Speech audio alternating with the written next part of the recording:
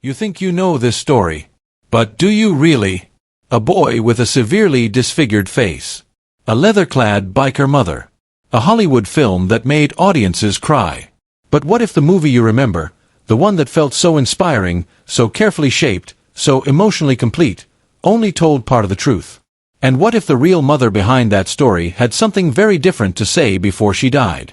Today, we're revisiting the life of Roy Lee "Rocky" Dennis, his mother Florence, Rusty Tullis, and the complicated reality behind the film mask. Because for those of us who've lived long enough to know that life is rarely neat and cinematic, this story hits differently. And the older you get, the more complicated it becomes. The diagnosis that was supposed to end everything. Rocky was born December 4th, 1961, in Glendora. At first, he was simply a child with frequent infections, earaches, congestion, the kind of minor ailments that exhaust young parents but rarely signal catastrophe.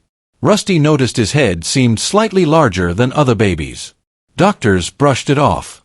Some children just grow differently, they said. Some heads are rounder. Some faces fuller. But Rusty had instincts sharpened by a hard life. She had grown up fast in Brooklyn. She had survived rough neighborhoods, reckless men, and the volatile loyalty of biker culture. She knew when something felt wrong. During what was supposed to be a routine procedure at UCLA Medical Center, an X-ray revealed something no one expected. The skull wasn't just large. It was thickening. Abnormally. After months of testing, consultations, and quiet hallway conversations between specialists, doctors delivered a diagnosis so rare that only 6 cases had ever been recorded worldwide: craniodiaphyseal dysplasia. The name sounded clinical, abstract, almost harmless. It wasn't. The condition causes abnormal calcium buildup in the skull. The bones thicken. The facial structure distorts. Eye sockets narrow. Hearing canals close. Nerves become compressed. Vision fades. Neurological damage progresses. And then came the sentence that would echo in Rusty's mind for the rest of her life. Your son will likely be blind. Severely impaired. And dead before his 7th birthday.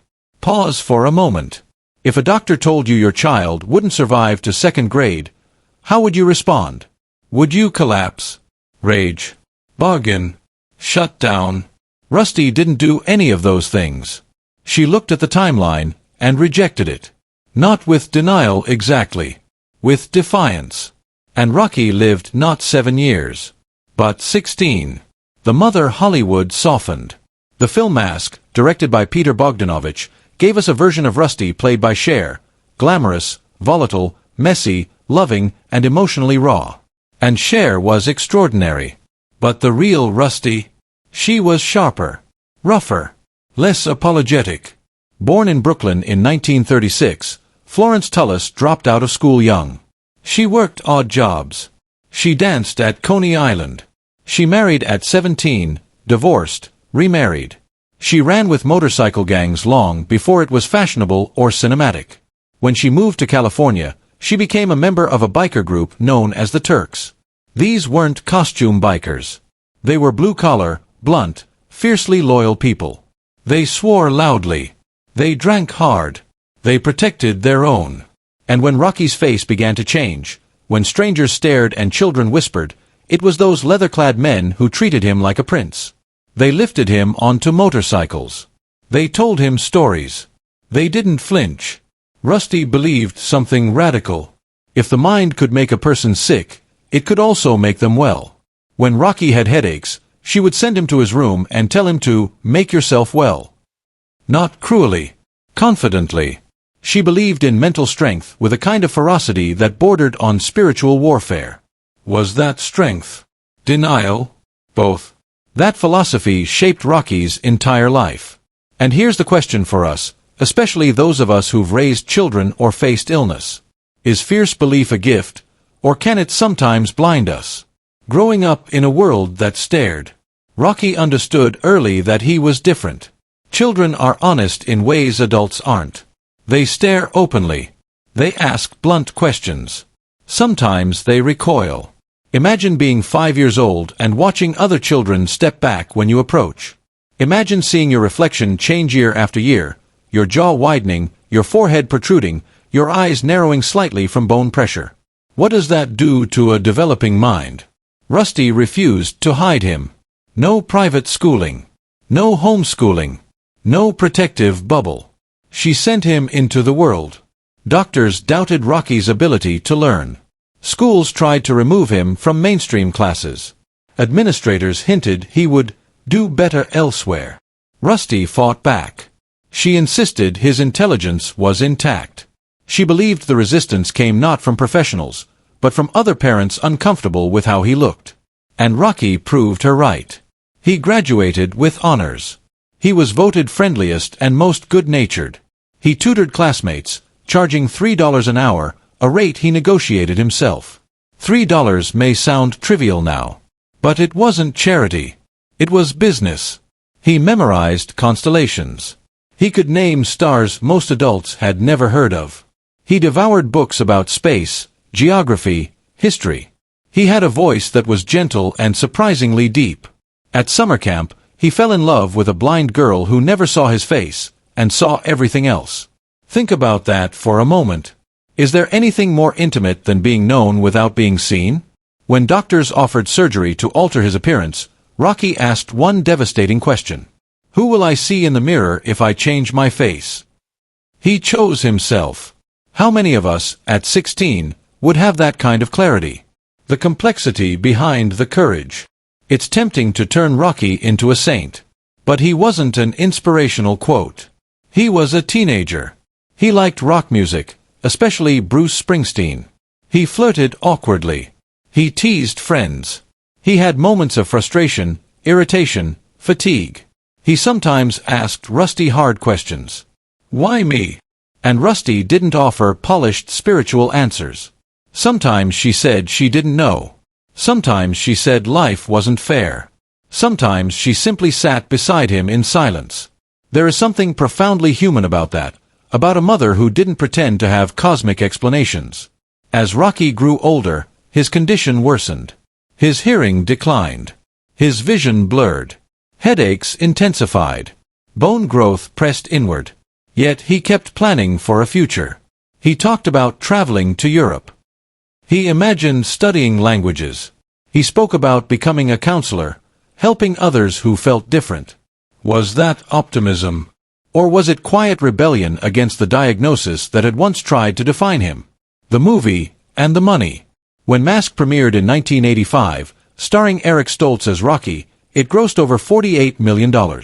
Rusty received $15,000 for the rights. Let that number sit with you. 48 million. 15,000.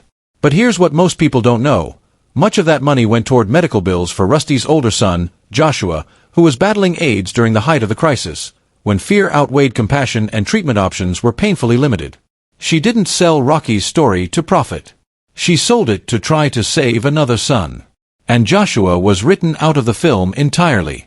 When reporters asked Rusty about the movie, she didn't call it a tribute. She called it a fairy tale. Not because she hated it. In fact, she praised Cher's performance. She said Cher captured her accurately, the temper, the humor, the stubbornness. But the focus had shifted. Rusty expected a film about Rocky's courage. Instead, she became a co-star in her own child's story. A decade of life was compressed into what felt like a year. Complex family struggles were streamlined. Even Rocky's beloved Bruce Springsteen soundtrack was replaced with songs by Bob Seger after a studio dispute. Rusty dryly remarked, "I don't think Rocky even knew who Bob Seger was." That single line carried humor and quiet frustration. So ask yourself, when Hollywood tells a true story, how much truth are we really getting? And does inspiration sometimes require simplification? The night everything ended. By September 1978, Rocky's condition had worsened dramatically. He was using a wheelchair more often. Headaches had become relentless. Light hurt his eyes. Sound felt sharp. On October 3rd, after dinner out with friends, laughing, eating, pretending for a few hours that he was just another teenager, he came home with another severe headache. Rusty had seen this before.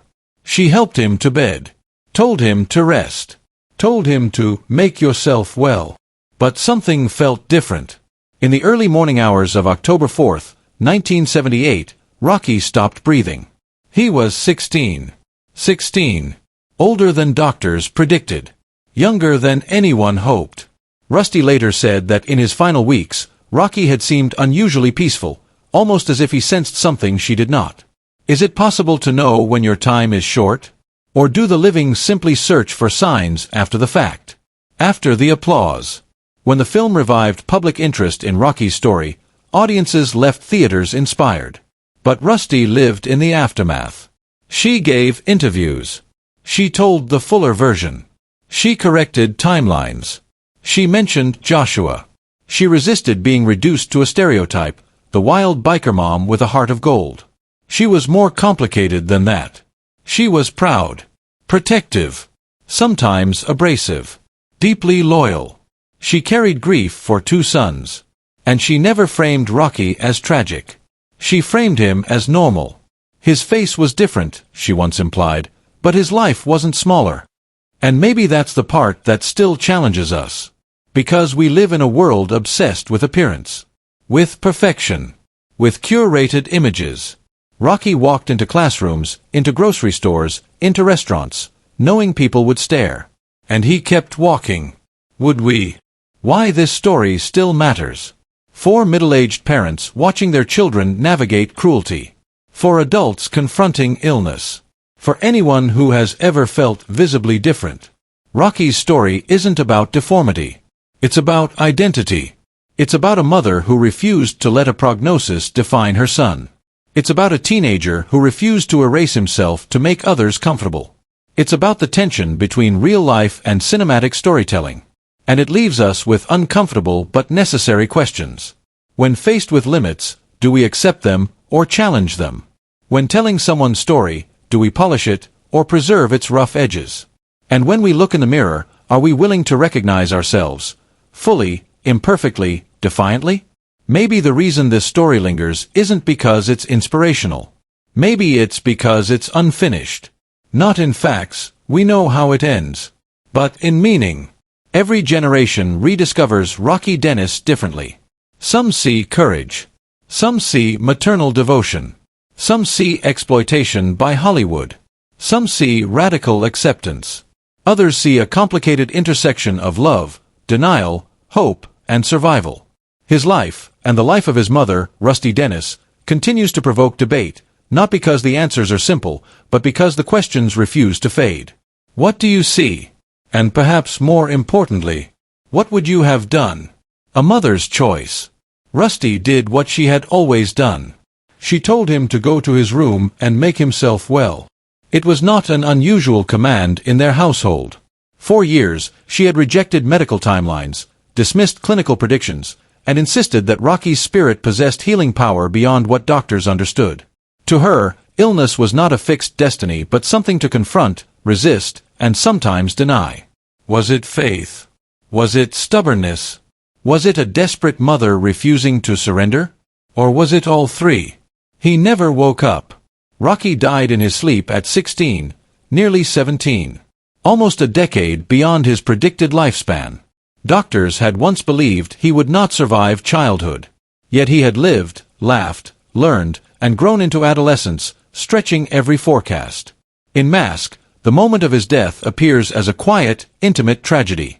The film shows Rusty discovering his body, overwhelmed with grief in a scene shaped by cinematic tenderness and emotional clarity. Reality, however, was more jagged. She was at a lawyer's office dealing with a drug charge when her partner called with the news. That detail doesn't make her a villain. But it complicates the image. It reminds us that real lives rarely resemble scripted narratives. Real grief arrives in inconvenient places, in sterile offices, on ringing telephones, in moments unprepared for tragedy. Films are smooth. Life is not. And here's the uncomfortable question. Did her belief system give Rocky strength, or did it sometimes silence his suffering? Did her insistence on positivity empower him to live boldly? Or did it leave him alone with pain he could not fully express? Only they truly knew.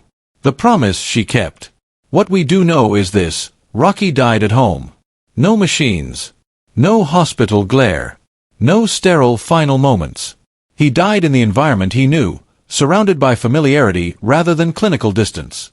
His world had always been one of color, music, laughter, and the unconventional community Rusty built around him. She had promised him he would not end his life under fluorescent lights attached to tubes and monitors. And she kept that promise. There is something profoundly human in that decision. Many parents facing terminal illness in their children wrestle with impossible questions. Extend life at any cost, or preserve comfort and dignity. Fight until the final moment, or allow peace to arrive naturally. What would you choose? Where does love end and fear begin? Where does hope become denial? Rusty chose presence over intervention. She chose home over hospital. And history continues to debate whether that choice was heroic, misguided, or simply human. The son the film erased. Rocky's story did not exist in isolation. Before him, there was another son, Joshua Mason, whose life followed a different path, equally shaped by struggle and identity.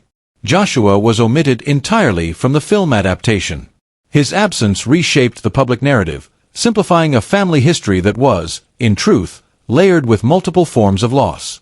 He was openly gay, a writer living in San Francisco during a time when the city was both a refuge and a battlefield for identity. He pursued creativity, independence, and self-expression, carving a life distinct from his brother's highly visible medical condition. Later, he was diagnosed with AIDS-related cancer. Rusty supported him fiercely. Though she sometimes expressed a quiet wish for grandchildren, a desire rooted in generational expectation rather than rejection, she stood beside him through illness, advocating for his dignity and care. Joshua died in 1987 at age 32. Rusty buried both sons. Pause for a moment and imagine that weight. Have you ever wondered what keeps a person standing after burying their children? What belief, what inner structure, allows someone to continue breathing, walking, living after such loss? For Rusty, the answer lay in her worldview. She once said she and Joshua didn't believe in dying. For her, death was not an end but a transition, just another place to go. This philosophy did not erase grief, but it gave her a framework through which to endure it. Whether spiritual conviction or psychological survival mechanism, it allowed her to keep moving forward. You may agree. You may not. But that belief carried her through the unimaginable. Beyond grief, reinvention. After Rocky's death, Rusty's life did not collapse into isolation. Instead, she transformed. She moved to San Francisco, a city known for reinvention and resilience. There, she embraced Buddhism, seeking spiritual clarity and acceptance. The rebellious biker mother who had once fought doctors and authority figures began exploring meditation, compassion, and the impermanence of life. Was this a surrender, or an evolution? She worked helping drug addicts and the terminally ill, channeling her personal experience into service. The woman once seen as chaotic and confrontational became a counselor for those facing despair and addiction. Yet she never lost her edge. She remained blunt. She remained fearless. She still rode motorcycles. Her life reflected contradiction, spiritual yet rebellious, nurturing yet defiant, wounded yet active. She refused to become a symbol of tragedy. Instead, she continued shaping her identity on her own terms. Is reinvention a form of healing? Or simply another way of surviving pain? Rusty's final ride. In October 2006, at age 70, Rusty was injured in a motorcycle accident when a tire came loose from another vehicle. The crash reflected the same intensity that had defined her life: sudden, violent, unpredictable. She survived the accident initially but later died from complications at Beverly Hospital in Montebello, California. Even her final chapter felt defiant. She never asked, "Why me?" Not for Rocky. Not for Joshua. Not for herself. Instead, she lived as she always had, confronting circumstances head-on, refusing victimhood, embracing experience rather than retreating from it. Was this strength? Was it denial? Or was it simply her nature? Stripping away the myth. Strip away Hollywood. Strip away sentiment. Strip away the comforting narrative that reduces complex lives to inspirational slogans. Here's what remains. A boy who refused to see himself as a tragedy. A mother who refused to accept timelines. A family built from bikers, outsiders, and fierce loyalty rather than conventional stability. Rocky lived fully in 16 years. He did not define himself by limitation. He chose his own identity in a world eager to define him by difference. He negotiated his tutoring rate with confidence. He memorized the stars, studying astronomy with fascination. He navigated friendships, humor, embarrassment, and love, experiences universal to adolescence. He wanted to be seen not as a medical condition but as a person. And he was. His life asks a powerful question.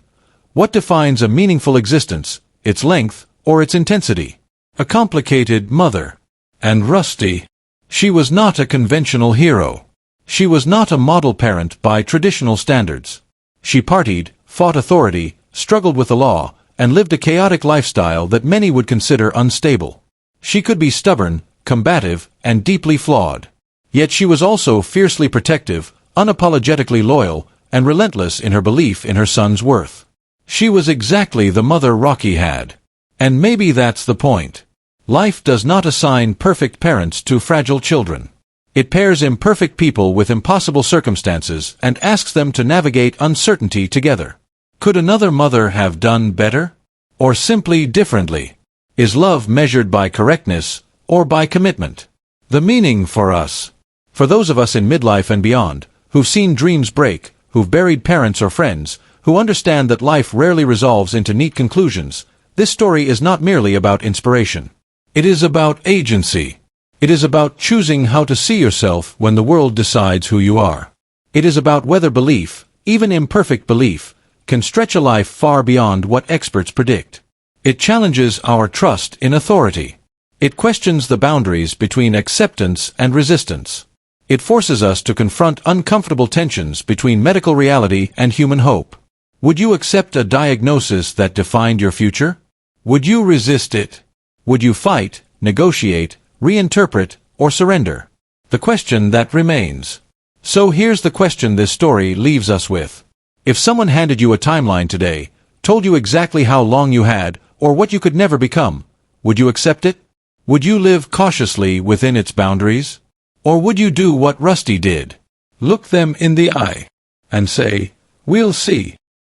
Perhaps that is why, decades later, we are still talking about Rocky Dennis. Not because Hollywood preserved his story, but because it confronts something fundamental within us, our relationship with fate, identity, and possibility. His life was messy. His family was complicated. The truth was uncomfortable. And yet something in this very human story refuses to fade. Maybe the reason is simple. It is not a story about perfection. It is a story about choice. And every generation, faced with its own fears and limits, must decide what to do with that choice.